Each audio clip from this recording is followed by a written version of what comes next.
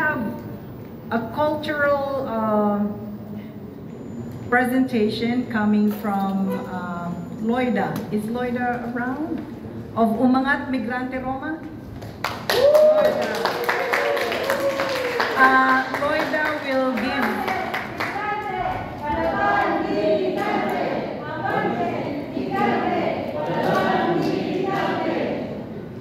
Sige. I think Loida is going to give us a poem enactment of the conference, the Pagtatanim.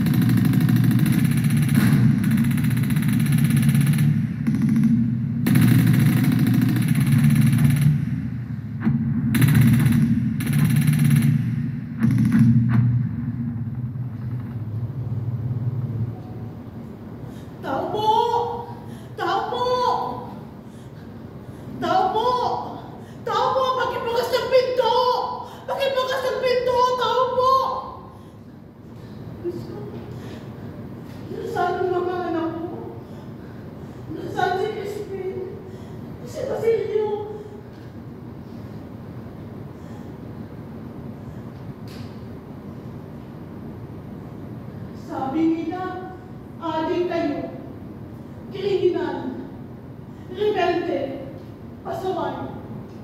Pero paano? Paano kayo naging pasaway?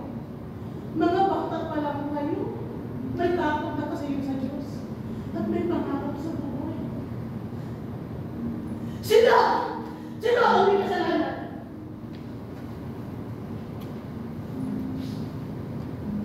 Kahapon, nayakap pa kita, Crispin. Basilio, nahagad pa kita sa loob. Pero ngayon di ko na kayo makita. Sabi ng pulis, wala silang alam.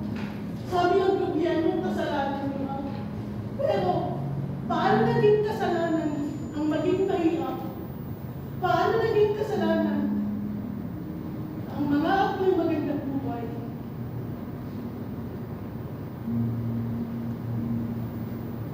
Sabi ni Crispin, magiging buo siya. Tuturuan niya ang mga batang walang kwaderno at walang akla. Sabi ni Basilio, magiging doktor siya. Gagamutin niya yung mga bata na walang pambayad sa hospital, walang lunas, pero may pag-asa. Pero ngayon, hindi ko na kayo mahal. Paano na? Paano na? Ate, nakita mo ba? Nakita mo ba si Crispin? Kuya, nakita niyo ba ang mga anak mo?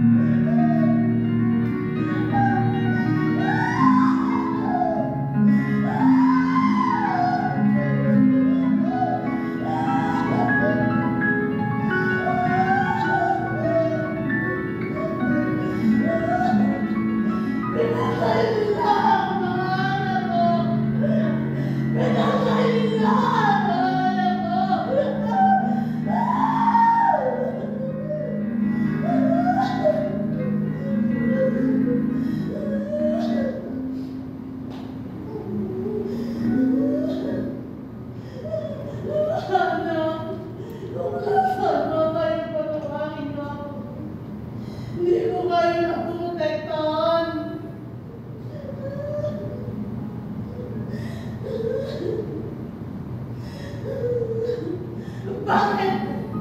Bakit kaming mga mahihirap? Lagi. Bakit kaming ayaw kong ituloy?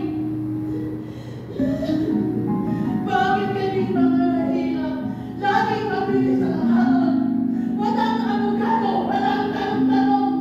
Basta lang itutunan pa rin. Bakit kaming mga hayop kong ituloy? Bakit kaming mga basura kong ilibig? Sa lansanan, sa kanal, noong ay tahimik na inululo. Nasaan ang hostisya kung tahimik at tayo sa kalooban?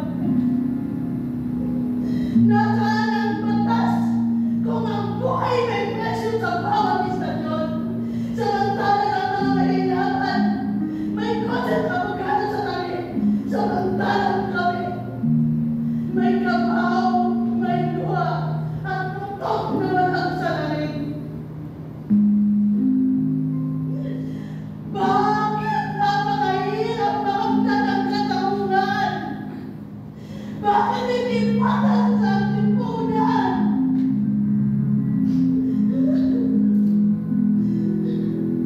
Lalaban ako.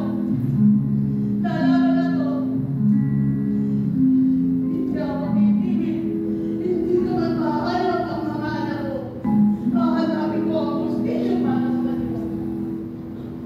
Para sa mga naing ninakawan ng anak, ninakawan ng kinabukasan. Lalaban ako. Lalaban ako hanggang may hininga.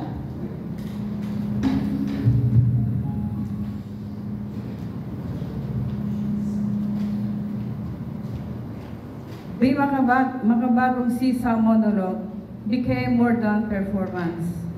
It transformed into an embodiment of the countless mothers who grieve children's loss to injustice. Every cry, every fragment of agony didn't vanish with a final line. It lingered, a haunting echo of today's headlines and hashtags.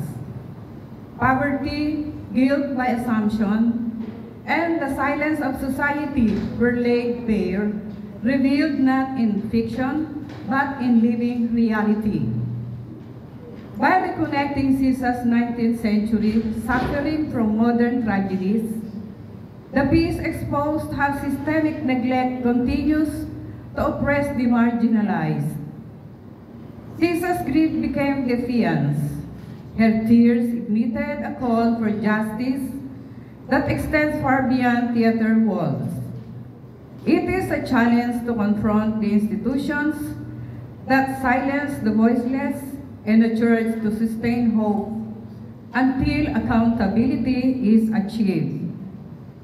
Makabagong Sisa stands not as entertainment, but as witness, protest, and an unfinished plea, a call for real change.